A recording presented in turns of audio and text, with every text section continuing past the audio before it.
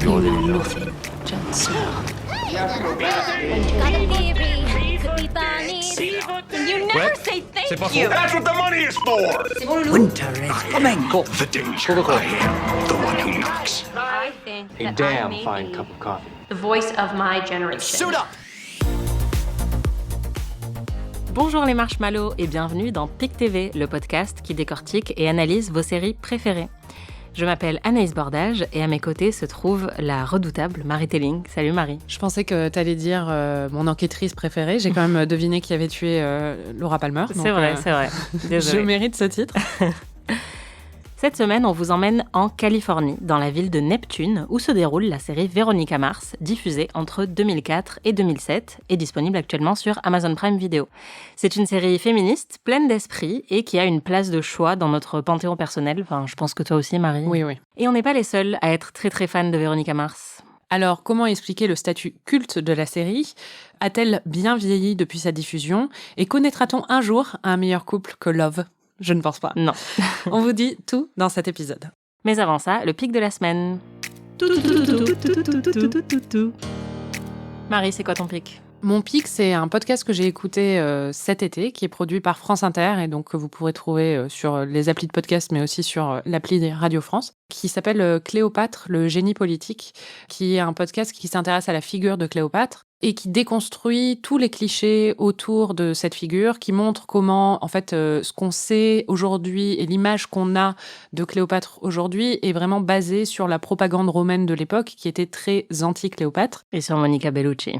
Monica Bellucci ou Liz Taylor, selon les références. Mais le podcast s'intéresse à la figure politique, en fait, de Cléopâtre, en montrant à quel point elle a été éduquée pour devenir un génie de la politique. Elle a grandi entre Rome et l'Égypte. Elle était extrêmement intelligente, elle parlait, je crois, 7 ou 8 langues. Elle était une très fine politicienne et elle a souvent été limitée à son aspect sexuel, à ses relations avec César puis avec Antoine. Et là, le podcast s'intéresse vraiment à lui redonner son autonomie et ses lettres de noblesse et c'est passionnant. Il y avait des moments où j'étais là, waouh, sur des rebondissements qui sont connus de plein de gens qui connaissent l'histoire, en vrai. Mais c'est très bien raconté et c'est vraiment très intéressant. Et c'est le genre de personnage féminin que j'aime beaucoup, qui a beaucoup influencé aussi bien la pop culture que la littérature, que notre image de la femme en général, et qui là est déconstruit de façon très intelligente. Et toi, Anaïs, c'est quoi ton pic ? Moi, mon pic, c'est un petit billet d'humeur. Parce que je me suis posé une question. Oui. En regardant le générique de Veronica Mars et en regardant le générique de For All Mankind, dont on a parlé dans l'épisode de la semaine dernière, je me suis dit, qu'est-il arrivé aux génériques dans lesquels on voit la tête des gens ? C'est vrai, ça. Et ça me manque beaucoup. Il y a de plus en plus de génériques de séries. Soit il n'y en a pas du tout. Lost avait un peu lancé ça et c'est juste le titre et il y en a pas mal qui font ça. Soit il y a des trucs un peu élaborés et ça a très bien marché pour Game of Thrones. Mais par exemple, Fondation, ils avaient un peu ce problème aussi. Enfin, il y a plein de séries, surtout de sci-fi ou de fantasy, qui essayent de faire juste un peu des effets visuels. On dirait un screensaver d'ordinateur, quoi. Alors que moi, j'aimerais bien voir la tête des gens. En fait, pour moi, c'est pas ça le problème. C'est-à-dire que voir la tête des gens, c'est vrai que c'est très 90s et ça fait un peu chaîne de network américaine. Alors que moi, ce qui me manque, c'est un peu les génériques de la télé prestige, mais des années 2000, quoi. Le générique des Sopranos, on voit juste Tony, on voit aucun autre personnage, mais il est génial parce qu'il te donne l'atmosphère des Sopranos tout de suite, ou le générique de True Blood où tu voyais pas les personnages, mais t'avais un espèce de... Alors que ceux-là, t'as raison, c'est vraiment on dirait, des fonds d'écran Windows, quoi. Moi, j'aime bien voir la tête des gens, surtout que dans les séries que j'aime, il y a toujours généralement un ou plusieurs crushs, et il y a des épisodes où on va pas forcément voir un personnage qui n'a pas d'intrigue cette semaine-là ou quelque chose comme ça. Et les génériques, on voit la tête des gens, ils servent à ça. Ils servent à voir, même pendant 5 secondes, notre personnage préféré, qui est peut-être un personnage très, très, très secondaire et qu'on voit pas souvent à l'écran, mais du coup, ça nous rajoute un peu de screen time avec lui. Et ça permet aussi de connaître le nom des acteurs. Parce que, je sais pas si tu te rends compte, mais quand on parle de séries, de plus en plus souvent, à part les 2 ou 3 personnages principaux, on a du mal à nommer les personnes qui incarnent les rôles secondaires. Et je pense que c'est en partie à cause de ça, parce qu'en fait, moi, même à l'âge de 9 ans, je pouvais te dire le nom des acteurs qui jouaient les rôles secondaires de, tu vois, toutes les séries que je regardais à l'époque, parce qu'il y avait leur tête devant, quoi. Donc voilà, c'était mon petit coup de gueule. J'aimerais qu'on ramène les têtes des gens dans le générique. Je pense que ce serait beaucoup plus sympa. Et d'ailleurs, on va tout de suite se lancer sur le générique de Veronica Mars, qui est sans doute un des meilleurs du genre. A long time ago, we used to be friends, but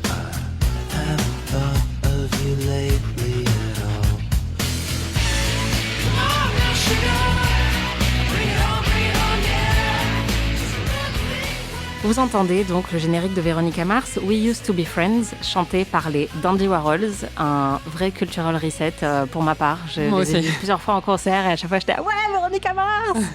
Marie, est-ce que tu peux nous dire ce que c'est Véronica Mars ? Véronica Mars, c'est une série créée par Rob Thomas, qui est une série adolescente, avec Véronica, donc, qui est l'héroïne, qui est jouée par Kristen Bell, et qui est une lycéenne à qui il est arrivé tous les plus gros traumas de l'histoire. Et en fait, dès le premier épisode, on découvre que sa meilleure amie est morte l'année d'avant, qu'en menant l'enquête sur son meurtre, son père, à Véronica, qui était shérif, a perdu son boulot, sa mère a disparu du jour au lendemain, et il se trouve aussi que Véronica, entre-temps, a été droguée pendant une soirée et a été violée. Et donc, elle s'est transformée, alors qu'avant, c'était une fille très populaire, un peu naïve, très souriante, qui avait tendance à être très optimiste et à voir le meilleur en tout le monde.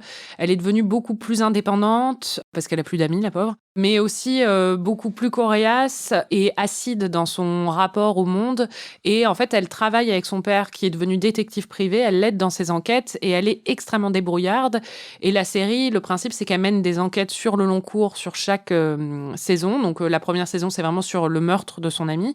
Et en même temps, elle a toujours des petites enquêtes à mener à l'intérieur du lycée, parce que les lycéens ont compris qu'elle avait des talents d'investigation et lui demandent de résoudre des choses comme mon petit ami veut diffuser une vidéo de nos ébats, comment je peux récupérer le téléphone, ou des choses comme ça. À chaque épisode, il y a une petite enquête. Donc c'est un mélange un peu de série adolescente, mais en même temps d'enquête et de série d'investigation. Anaïs, je crois que toi, tu as découvert la série quand tu étais très jeune. C'est quoi ton rapport à la série ? Très jeune, non, mais effectivement, ça a été diffusé entre 2004 et 2007 et ça coïncide plus ou moins à mes années de lycée, fin du collège, début lycée. Oui, je suis très jeune. Ou très vieille, selon l'âge des gens qui nous écoutent. Et donc, oui, c'était la période parfaite puisque c'est une série qui se passe au lycée. Évidemment, j'avais un crush sur Logan, qui est le beau gosse de la série, et j'étais complètement fascinée par le personnage de Véronica. Et tous les soirs, après le lycée, je rentrais et je crois que c'était vraiment diffusé, genre à 17 ou 18 heures. Et on débriefait tous les lendemains avec ma meilleure copine. On était là... Est-ce que t'as vu Logan et Véronica se sont embrassés ? On était complètement à fond. Et en plus, c'est vrai que c'était une période très formatrice aussi pour mes goûts musicaux. Et donc, notamment, j'étais à fond dans le rock et les Dandy Warhols. Ça a été une grosse ouverture aussi pour moi, ce générique. Et je voulais m'habiller comme Véronica Mars. Et j'aimais trop son style. Et même encore aujourd'hui, quand je regarde, j'aime trop comment elle s'habille. Avec le côté un peu androgyne, les vestons, tout ça. Et toi ? Moi, je ne l'ai pas du tout découvert à l'adolescence, mais je l'ai découvert quand toi, tu avais écrit, on était à l'époque, on travaillait ensemble à BuzzFeed, et tu avais écrit des posts sur Véronica Mars où tu avais classé tous les épisodes. Et à l'époque, je relisais tes papiers, et donc je l'avais relu, et je pense que ça m'avait donné l'idée de le regarder, parce que la date du post coïncide exactement avec le moment où je l'ai regardé, et il se trouve qu'à ce moment-là, je venais de rompre avec mon copain de l'époque. Et donc, j'étais un peu triste. Et j'ai regardé tout Véronica Mars. C'était en 2014, donc j'avais déjà... moi, j'étais plus vieille. Et j'ai regardé tout Véronica Mars en quelques semaines. Et je ne connaissais pas les Dandy Warhols à l'époque. Et du coup, je suis devenue fan. Mais et je me souviens que pendant plusieurs mois, je n'écoutais que ça à cause de la série. Mais j'ai adoré quand je l'ai découverte. Et depuis, j'ai revu surtout la saison 1 plusieurs fois. Et après, bon, il y a eu, on va en parler, il y a eu un film qui a été... payé par les fans, que je n'ai pas vu parce que j'étais pas très motivée, mais après j'ai vu la saison 4 quand même. Ouais, on l'a vu ensemble d'ailleurs. Oui, c'est ça. Ouais, moi c'est vrai que je me souviens de cette période-là parce que c'est la période où j'ai redécouvert la série parce que je l'avais juste vue au lycée et un peu comme Buffy, je l'ai redécouverte ensuite à l'âge adulte et en VO parce que c'était 2014, c'était un peu le moment où il y avait une explosion des plateformes de streaming avec Netflix et plein d'autres qui se sont lancées et donc pour la première fois, il y avait un accès légal de très bonne qualité à Véronica Mars et donc j'ai tout revu et je me suis rendu compte à ce moment-là à quel point c'était bien écrit. Et j'ai eu l'impression de découvrir la série une deuxième fois parce que les répliques originales ont rien à voir et il y a beaucoup de jeux de mots et de références à la pop culture sur lesquels j'étais un peu passée rapidement quand j'étais plus jeune et c'était vraiment un plaisir de redécouvrir ça et de voir l'intelligence de la série plus tard. Mais c'est marrant parce que tu mentionnes Buffy, enfin c'est exactement pareil, c'est-à-dire que je pense qu'on a toutes les deux redécouvert à l'âge adulte en anglais en se rendant compte que la série dont on était fan à l'adolescence était bien plus intelligente et fine que ce qu'on avait capté à l'époque. Et c'est vrai que Véronica Mars, ça s'inscrit vraiment dans cette lignée aussi. Déjà, ça se passe en Californie, c'est des séries adolescentes avec une héroïne blonde, petite, qui a l'air toute mignonne, mais qui est beaucoup plus coriace que ce qu'elle n'y paraît. Et ce qui est marrant, c'est que c'est vraiment cette époque, la grande époque des séries adolescentes, où il va y avoir Buffy, puis Véronica Mars, et puis après, il y aura Newport Beach, The aussi, qui se situe exactement dans la même région que Véronica Mars, dans un lycée très friqué de la côte californienne. Avec des questionnements sur la classe aussi, la classe sociale. Exactement, sur les rapports de classe là-bas, avec la criminalité versus la criminalité, mais des plus riches. Ouais. Et il y a aussi eu après Gossip Girl, qui a enchaîné après Newport Beach, où Kristen Bell fait la voix de Gossip Girl. Donc il y a un lien et il y a un lien de filiation entre toutes ces séries. C'est assez marrant. Oui, et d'ailleurs, en 2004, c'était aussi, il me semble, l'année de lancement de Grey's Anatomy, le lancement de Lost et le lancement de Desperate Housewives. Donc c'était vraiment l'âge d'or des séries des années 2000 que nous, on a découvert vraiment quand ça passait encore à la télé et après sur megavideo.com. Mais c'était vraiment une ère tellement plus simple. C'est vrai. On a revu quelques épisodes pour préparer cet épisode de podcast et notamment le pilote. Qu'est-ce que t'en penses de ce pilote ? Moi, je pense qu'il est excellent. Je pense qu'il établit très très bien tous les enjeux. C'est limite un peu trop parce que vraiment en un épisode, c'est ce que je disais tout à l'heure sur le pitch, c'est-à-dire qu'en un épisode, on découvre qu'elle a été violée, qu'elle a perdu sa meilleure amie, que son père a perdu son boulot, qu'ils sont ostracisés par la communauté locale et qu'en plus sa mère a pris le large et elle sait pas où elle est. Donc en un an, il lui arrivait vraiment beaucoup de choses. C'est clair. Il y a tout un enchaînement, mais en même temps, ça établit très très bien le ton, c'est-à-dire que dès le début, on voit très bien qui est Véronica, comment elle se comporte, c'est très bien écrit, c'est marrant, son rapport avec son père est déjà adorable et absolument génial. Ouais. Et on a tous les enjeux de la première saison, en fait. On va vous donner un petit aperçu des personnages avant de rentrer un peu plus dans l'intrigue. Bon, il y a Véronica, je pense que tu l'as assez bien présentée. Elle a un sens de la répartie incroyable et ce qui est intéressant, c'est que Rob Thomas a dit que quand il l'avait créée, justement, il y a une filiation avec Buffy très forte et il était assez fan de Buffy, mais il voulait une héroïne qui n'ait pas forcément de super pouvoir, mais pour lui, le plus grand super pouvoir à l'adolescence, c'est de ne pas se soucier de ce que les autres pensent de nous. Et c'est vrai que c'est ça qui rend Véronica très très grisante pour nous et encore plus quand on était ado, c'est qu'effectivement, elle est harcelée au lycée, tout le monde se moque d'elle, elle est ostracisée comme t'as dit, et malgré tout, elle s'en fout. You prank call Mandy? What if I did? Well, I want to congratulate you. Shake your hand. Congratulations. You've been named the world's biggest cockroach. This award is given in recognition of your unparalleled lack of decency and humanity. Bravo. You're going to die friendless and alone. Hey, everybody knows you're the biggest... Shut up. If I want you to speak, I'll wave a sausage over your nose. If you use Mandy again to try to convince yourself that you're not a loser, I will ruin your life. Got it? You got it? Okay, jeez. I can't believe it. I can't believe that you didn't. You want people to leave you alone, Mandy? Or better yet, treat you with respect? Demand it. Make them. Et elle se moque de tout le monde et elle accepte assez bien son statut de paria. Et c'est vrai que ça, je pense que on en a tous un peu rêvé à l'adolescence quand on avait peur de faire partie des losers et on aurait aimé assumer comme elle l'assume de faire partie des losers, quoi. Oui, surtout que c'est pas une posture de pseudo-rebelle. On comprend qu'au fond, elle s'en fout peut-être pas tant que ça et que surtout, c'était pas toujours le cas et elle a vécu aussi un traumatisme et qu'elle a été complètement rejetée. Mais c'est surtout ce qu'on comprend et ce qu'on voit à travers son personnage, c'est qu'elle est plus intelligente que son environnement et qu'elle comprend un peu l'absurdité des rapports humains et qu'elle a ce regard très vif sur tout ça qui fait qu'elle est au-dessus du lot et qu'elle peut justement ne pas se préoccuper de tout ça, quoi. Et c'est ça qui la rend, comme tu dis, hyper inspirante quand t'es une ado, mais même aujourd'hui. Hein. Ouais, c'est clair. Parce qu'en fait, elle fait un peu intouchable, même si elle l'est pas, et c'est ça qui est intéressant. Elle peut être vulnérable aussi, mais elle a vécu des choses tellement horribles que quand un mec lui parle mal ou la méprise, ce qui arrive à tous les épisodes, elle le regarde un peu en mode « Oh, c'est vraiment mignon » parce que qu'est-ce qui peut lui arriver en fait ? Elle a déjà traversé bien pire qu'une petite réplique un peu déplacée dans les couloirs du lycée. Et donc c'est vrai que c'est un des personnages féminins les plus inspirants de tous les temps. Is he here yet? He just arrived. Oh, it's just like she said. Found the fake in his locker. Process of elimination. I didn't do it. What, me? Are you crazy? How else do you explain the $250 in your wallet? Big deal. This money's mine. It doesn't prove anything. Why don't you take a closer look at the one on top? Read what's written over Grant's head. Veronica Mars is smarter than me. Oh, you stop it. Il y a aussi Wallace qu'on découvre dans le pilote, qui est vraiment hyper attachant. Oui, alors voilà, ça va être le meilleur ami de Véronica. On le découvre, le pauvre, attaché à un poteau en caleçon. Lui aussi est un bisu. Ouais, il a été pris pour cible par le gang local. Très vite, ils vont devenir amis et c'est vrai que la série a besoin de ça. C'est-à-dire que si elle avait vraiment été toute seule tout le temps, là, on comprend qu'elle a été toute seule pendant 1 an et que d'un coup, elle a un meilleur ami qui va être là.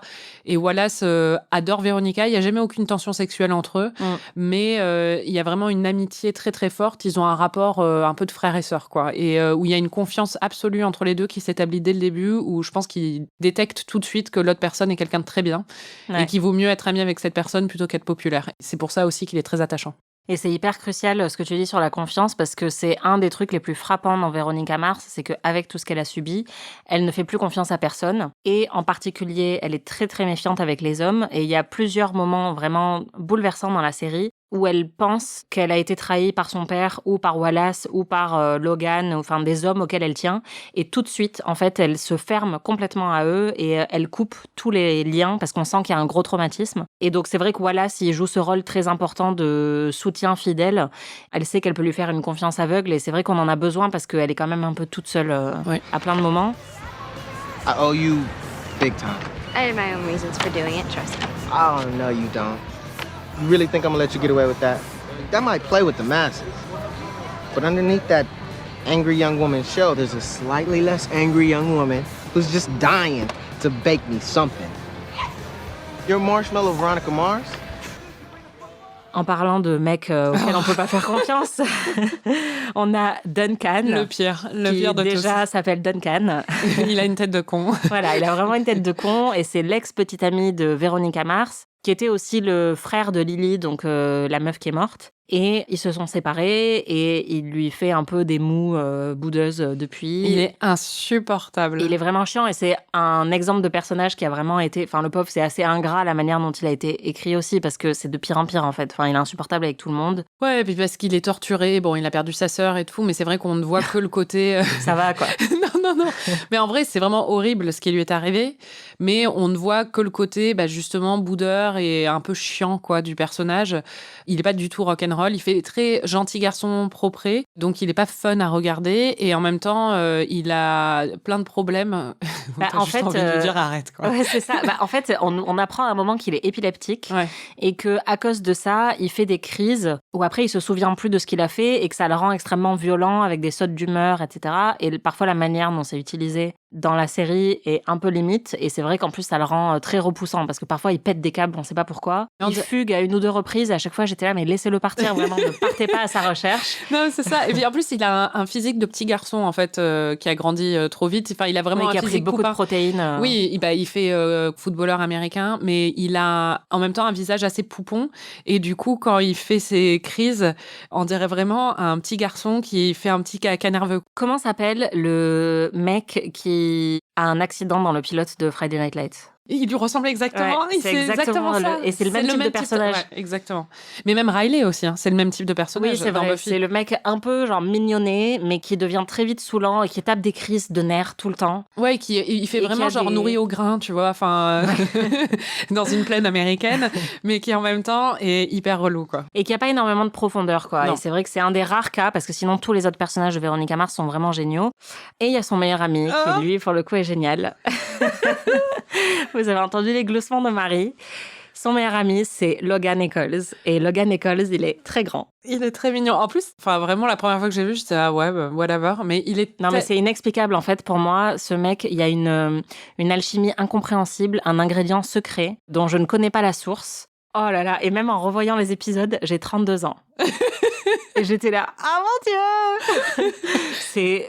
lamentable. Je sais pas pourquoi, mais il a un effet. Non, mais même, sa tête, si je voyais cette tête sur quelqu'un d'autre, ça fonctionnerait pas. Ouais, c'est ça. Non, mais rien fonctionne, mais en même temps, tout fonctionne. Mais en fait, Logan, pour donc le resituer, outre les gloussements, à la base, c'est vraiment l'enfoiré du lycée quand on le rencontre. C'est le mec qui et le plus moqueur et même le plus violent envers Véronica. Et c'était l'ex de Lily, en fait. C'était le copain de Lily au moment de sa mort. Lily, donc l'amie de Véronica qui est morte. On sent qu'il va pas très bien à cause de ça. Il y a d'autres raisons aussi qu'on découvre au fur et à mesure de la série. Mais c'est quelqu'un de torturé, le pauvre. Bah, c'est ça. Et moi, c'est vraiment... C'est une âme meurtrie, tu vois, et qui cache ça derrière une espèce de bravade toujours à se la jouer. Et puis, il a toujours un petit sourire en coin. Il est très marrant. Ouais, il a beaucoup d'esprit, en fait. Et c'est ça qui est génial, c'est que il a, en fait, l'esprit de Seth Cohen, mais plutôt le look de Ryan, enfin, parce que c'est un peu le beau gosse du lycée aussi, le mec populaire. Mais en même temps, c'est vrai que certaines des meilleures répliques de la série viennent de Logan. I was wondering if I could have a word. Anthropomorphic. All yours, big guy. Never underestimate the size of my cojones. If you really want flowers, dying seems to be the way to go. Et ouais, moi, j'en ai déjà parlé, mon archétype préféré, qui est très présent dans les séries de lycée, c'est le mec qui joue au gros dur et qui est en fait un gros sensible. J'adore ça. Et en fait, il y a beaucoup de personnages comme ça dans Véronica Mars. Il y a aussi Weevil, qui est une autre itération de ce cliché. Weevil, qui est le chef du gang local, avec qui Véronica Mars se lie d'amitié. Et ils font équipe plusieurs fois dans la série, parce qu'on comprend que Weevil, il est un peu dans le business du gang, parce que il vient d'un quartier très défavorisé, qu'il est rentré là-dedans un peu naturellement.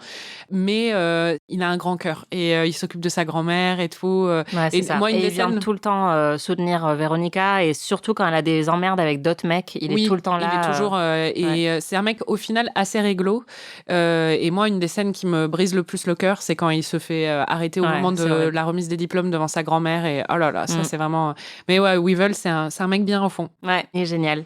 Et il y en a un dernier qu'on n'a pas mentionné, mais qui est très important, c'est Keith Mars, qui est donc le père de Véronica. Le meilleur père de la pop culture. Ouais, je suis d'accord. Il n'y a pas mieux. À la fois droit, moral, gentil, il soutient sa fille et voilà, hyper drôle, plein d'esprit. Il a plein de petites blagues avec sa fille. Ils ont une relation, mais... Oh là là, c'est une relation tellement belle. Pour moi, c'est la plus belle relation de la série. Oui. Et c'est le cœur de la série. En fait, l'âme de la série, c'est sa relation avec son père, quoi. Ouais, complètement. Et c'est un des rares aussi... il y avait beaucoup d'acteurs qui étaient un petit peu moins connus dans Véronica Mars. Et lui, c'était un des vétérans. C'est Eric Colantoni. Il a joué dans New York Police Judiciaire, dans New York Police Blues. Dans tous les New York Police. Il a joué dans Bones. Enfin, c'est vraiment le genre d'acteur que tu croises généralement pour 1 ou 2 épisodes dans plein de séries. Et donc, qui a une tête très connue, sans forcément que les gens puissent l'identifier. Il avait joué dans Monk, dans Stargate, Les Experts, voilà, enfin, il en a fait plein. Et en fait, honnêtement, la série ne fonctionnerait pas sans lui et Kristen Bell et l'alchimie qu'ils ont. C'est très très bien écrit, mais c'est aussi, en fait, il y a un tel talent dans la performance des 2 acteurs. Moi, c'est ça qui m'a vraiment époustouflée là en revoyant tous les épisodes, c'est que je me dis, de moindres acteurs, ça aurait pas aussi bien fonctionné, et avec eux, en fait, ça fait des étincelles. Ah ouais, ils non, sont totalement. exceptionnels. And? Who's your daddy? Ugh, I hate it when you say that. You know what? This is important. You remember this. I used to be cool. When? 77. Trans Am, Blue Oyster Cult, and the 8-track, a Foxy Stack blonde riding shotgun, racing for pink slips. Now, wait a minute. I'm thinking of a Springsteen song. Scratch everything. I was never cool. I don't know which bothers me more, Foxy or Stacked. Et il y a d'autres personnages qu'on ne découvre pas forcément dans ce pilote, mais qui sont joués par des acteurs quand même assez BG. Bon, il y a Amanda Seyfried qui joue Lily, qu'on voit dans le pilote et qu'on voit ensuite dans plein de flashbacks dans toute la saison 1. Mais plus tard, on va aussi avoir quand même Tessa Thompson, qui a un rôle principal. On a Max Greenfield, qui jouait Schmidt dans New Girl, qui joue aussi un des intérêts romantiques de Véronica Mars. Enfin, il y a vraiment eu un casting, en fait, de malades, et certains qui ont été révélés par Véronica Mars ou qui ont eu vraiment une carrière assez impressionnante plus tard. Et puis après, il y a pas mal aussi de guest stars comme Jessica Chastain était dedans, mais c'est sur des petits rôles. Un peu ce que Eric Colantoni faisait dans les autres séries. Oui, c'est ça, de guest stars d'un épisode lié à une affaire. Il y a aussi Kristen Ritter. Il y a eu Adam Scott qui jouait un prof horrible. Il y a eu Paul Rudd, il y a eu Armie Hammer. Il y en a vraiment eu beaucoup, et ouais, vraiment, le casting de Véronica Mars est assez impressionnant rétrospectivement. À l'époque, on se rendait pas forcément compte, mais il y a du lourd. un des thèmes principaux de Véronica Mars, vous l'aurez compris, c'est la violence sexiste. Et c'est ça qui était vraiment plaisant quand j'ai redécouvert la série à l'âge adulte, c'était de me rendre compte à quel point c'était féministe, un peu comme Buffy. Encore une fois, grosse filiation. Et là, c'est vrai que quasiment tous les épisodes, elle est en train d'aider d'autres femmes, quand c'est pas elle, à s'en sortir quand on les a menacées avec du revenge porn, à enquêter sur une série de viols, par exemple, dans la saison 3. Et elle est tout le temps sous-estimée, en plus, par les mecs qu'elle croise, qui lui font des remarques désobligeantes, qui la traitent de blonde, qui lui font des remarques salaces. Et elle est tout le temps en train de se défendre contre des mecs sexistes et de les menacer avec son taser. Et c'est très, très appréciable. Call trouble, miss? Yeah, as a matter of fact, I think it might be a loose belt, but if you wouldn't mind checking under the hood. Hey, Weevil, who gets the first man? Get him off me! Get him off me! Get him off me! Where'd you just call off your dog? Back up, chill. I'll tell you what. Leave that kid at school alone for a week, and I'll make sure your boys walk. Why you care so much for that skinny Negro anyway? Things I heard about you, he must really lay the pipe right, huh? Yeah, that's it. All right. Felix, we get it. You're a badass, okay? Et donc, tout ça donne un ton assez similaire au ton des films noirs à la série. C'est en fait une référence très assumée où il y a plein d'ailleurs d'hommages à certains films noirs ou à certains archétypes du film noir, parce que c'est vrai que c'est quand même une série une ville où il y a beaucoup de crimes. Oui. Et beaucoup de choses louches qui se passent tout le temps. Déjà, dans ce lycée, honnêtement, il y a le nombre de morts. Ouais, c'est ça. Entre la première et la deuxième saison, c'est assez impressionnant. C'est rude, quand même. Et donc, on a beaucoup de plans de Véronica Mars quand elle est dans le bureau de détective qu'elle partage avec son père, avec les persiennes à moitié tirées et un peu le clair-obscur. Elle est en train de regarder par la fenêtre. Elle est tout le temps avec son gros appareil photo, son gros objectif. Donc, oui, à faire des plans Voilà, donc il y a vraiment les éléments du film noir avec le détective qui a toujours de la répartie et qui est toujours un peu mystérieux. Et ça, j'adore, quoi. Ouais, et puis c'est le détective qui en a vu. Et là, ce qui est marrant, c'est qu'en fait, c'est une meuf de 16 ans, une petite blonde de 16 ans, mais qui en a vu aussi, quoi. Et qui se laisse pas impressionner. Ouais, c'est clair. D'ailleurs, c'est un truc qu'on a pas mal critiqué dans d'autres épisodes de ce podcast. C'est le cliché du personnage féminin badass, entre guillemets, qui a toujours le bon mot, qui est un peu dur à cuire, qui se laisse jamais impressionner. Et ce qui est marrant, c'est qu'avec Véronica Mars, c'est pas du tout quelque chose qui me dérange. Alors certes, c'est un cliché qui est un peu vieilli depuis et c'est pour ça que... C'est devenu impulsif alors qu'à l'époque, ça l'était pas encore. Voilà. Mais en plus, je trouve qu'elle a aussi plus de finesse que ça et c'est ça qui est vraiment malin, c'est qu'on la voit au final être quand même assez vulnérable. Et on voit aussi que c'est pas toujours quelque chose de positif. La carapace qu'elle s'est créée, comme je disais, le fait que dès qu'elle a le moindre doute, même sur son propre père, elle l'isole totalement parce qu'elle se dit « je peux plus lui faire confiance ». Enfin, on sent que c'est quelque chose de très solitaire quand même, l'état dans lequel elle vit, et qu'elle va au fil des saisons apprendre à se réouvrir un petit peu. Mais je trouve que c'est très malin et que justement, même une série de 2004, au final, était un peu plus fine sur le cliché de la fille badass que certaines qui sortent aujourd'hui. Oui, et puis même quand, par exemple, il y a des confrontations qui sont vraiment très violentes. Pour moi, les deux finales, en fait, le final de la saison 1 et le final de la saison 2, elle est en danger de mort dans les deux. Elle n'est pas en train de dire va te faire voir. Oui, elle est en train de pleurer. Elle est en larmes et de crier. Et elle est en larmes et elle crie parce que oui, elle est pas dans une situation où justement son taser est suffisant.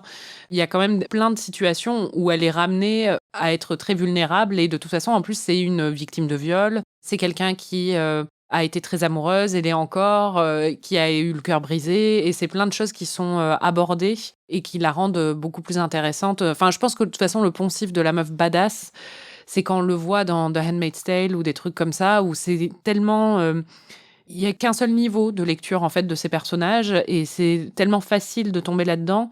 Tandis que Véronica Mars, déjà, c'est une des premières à l'avoir fait de façon aussi intelligente comme Buffy, et c'est plus complexe que ça n'y paraît.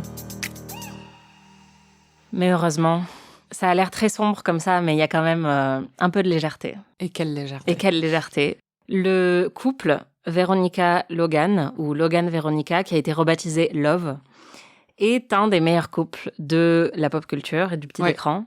Marie, est-ce que tu veux nous parler de ce couple ? Évidemment. Alors, moi, c'est ma partie préférée de la série, sans aucune surprise, même si j'aime beaucoup le reste, mais c'est ça que je revois le plus.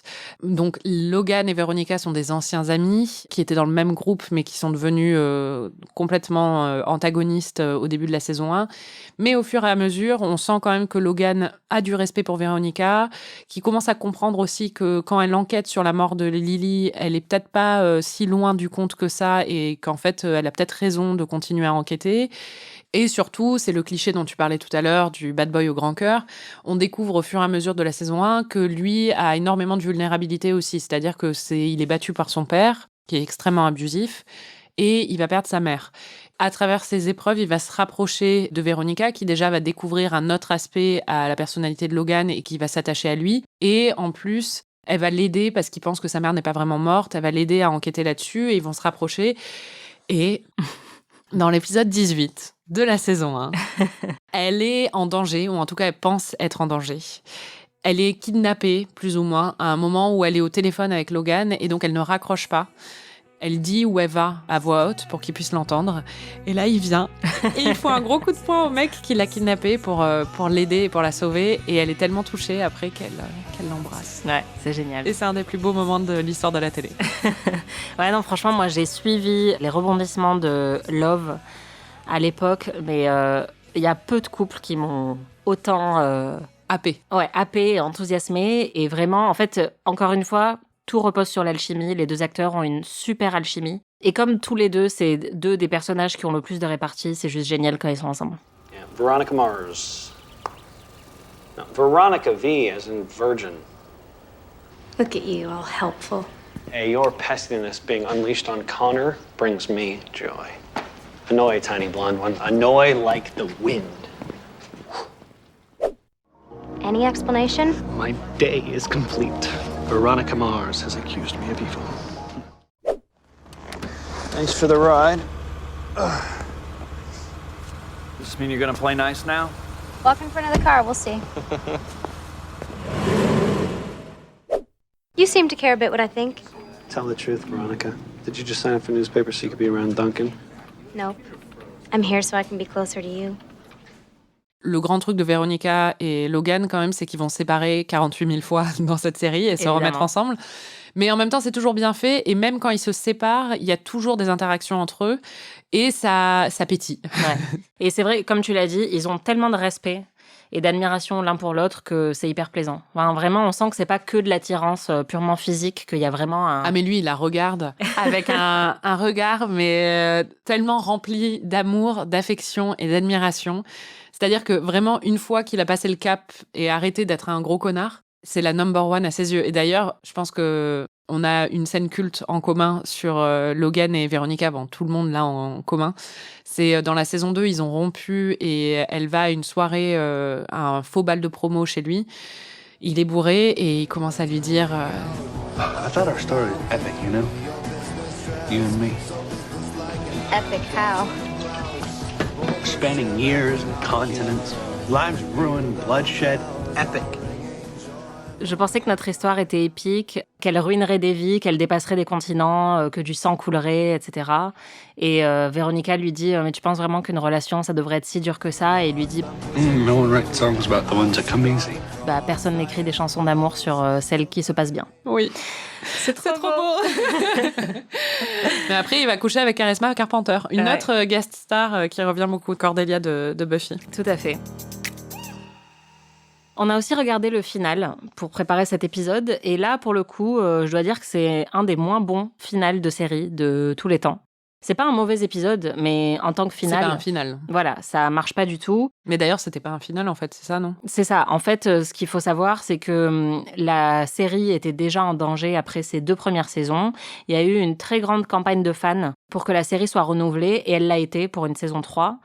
La saison 3 a même été hachée en plusieurs parties. Ils ont renouvelé pour un certain nombre d'épisodes, puis encore un peu plus. Et à la fin, les boss de la chaîne sont allés voir Rob Thomas, le créateur, et lui ont dit On te propose de finir ça en beauté et de boucler un peu toutes les boucles et de faire un beau final. Et Rob Thomas a dit non, allez vous faire foutre. Parce qu'il voulait pas, selon ses dires, il voulait pas leur faciliter la tâche et il voulait pas que annuler Véronica Mars soit facile. C'est vrai que quand on voit le final, on se dit c'est vraiment abusé d'annuler la série après ça parce qu'on veut voir ce qui se passe après. Et donc effectivement, c'est un peu un anticlimax et en plus on revient un peu au point de départ à la fin de ce final où Véronica et son père sont redevenus des parias. Et c'est un peu horrible. Enfin, c'est vraiment un final hyper décevant. Mais surtout, il y a un cliffhanger à la fin où on ne sait pas. Enfin, elle vote pour son père, mais on ne sait pas s'il va être élu ou pas, quoi. Ouais, c'est ça. Et c'était vraiment la stratégie un peu de terre brûlée de Rob Thomas qui a dit bah non, je vais pas vous donner ce que vous voulez et je vais pas faire une conclusion à la série. Je vais la finir comme ça. Et ça a plus ou moins marché puisqu'au final, il y a eu encore une campagne de fans pour que la série soit ressuscitée parce qu'on se disait on ne peut pas finir là-dessus. Mais il y a carrément eu pour le film, c'est les fans qui ont payé le film en fait. Il y a eu un crowdfunding des années plus tard et c'est grâce aux fans qui étaient tellement investis que le film a été fait et il y a eu un tel succès autour du film qu'après une 4e saison a été lancée. Ne parlons pas de cette 4e saison parce qu'il se passe des choses traumatisantes dedans que je ne reconnais pas comme étant dans le canon de Véronica Mars. Juste pour la campagne, c'était la campagne à l'époque la plus populaire de Kickstarter et ils ont recueilli 5,7 millions de dollars, ce qui est un tout petit budget pour un film hein, et ça se sent un petit peu, enfin c'est à plus un gros épisode de série. Moi je l'ai acheté sur Apple à l'époque parce que je voulais vraiment le voir et honnêtement il est pas si mal que ça. Mais c'est vrai que globalement la saison 3 et le final font partie des moins bons de la moins bonne partie de Véronica Mars. Bah en fait, c'est comme si c'était un épisode individuel de milieu de saison, parce qu'il y a une enquête qui ne tient que sur cet épisode. C'est un truc de...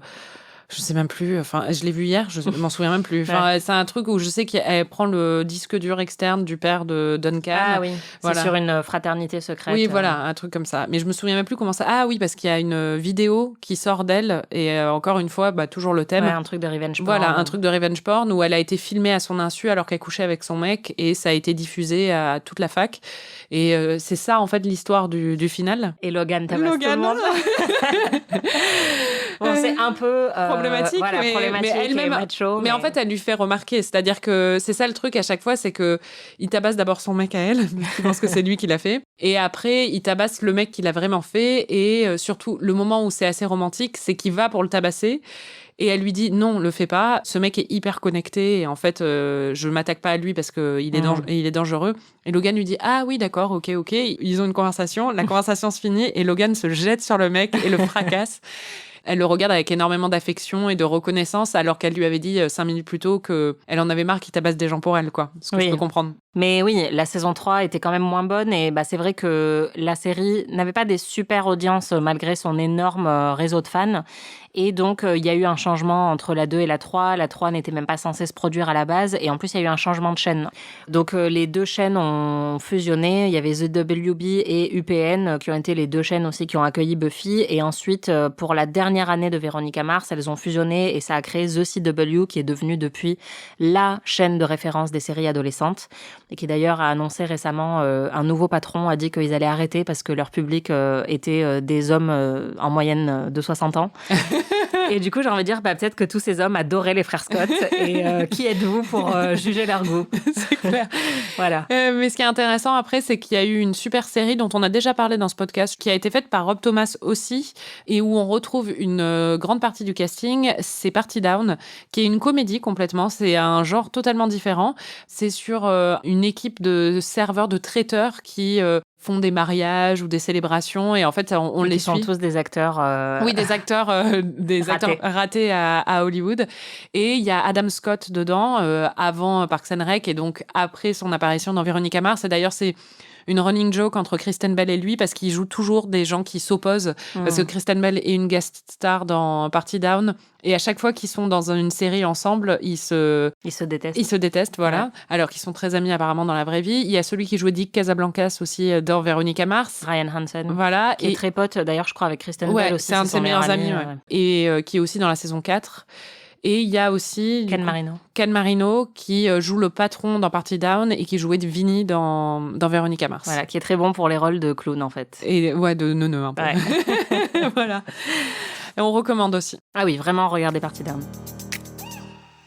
On va finir cet épisode avec un petit aperçu de nos personnages, moments, répliques préférées. Après, on en a parlé un peu de certaines, mais on va... Voilà. Personnage principal préféré. Je pense que c'est Keith. Moi, c'est le père de Véronica. En vrai, non, c'est Véronica, évidemment, mais si je veux pas choisir la voix la plus évidente, et j'aime beaucoup Logan, mais Keith, vraiment, c'est pour moi, ce que j'ai dit tout à l'heure, c'est le meilleur père de la pop culture. Toi, c'est qui? Pareil, mais je pense que Véronica, du coup, c'est vrai que...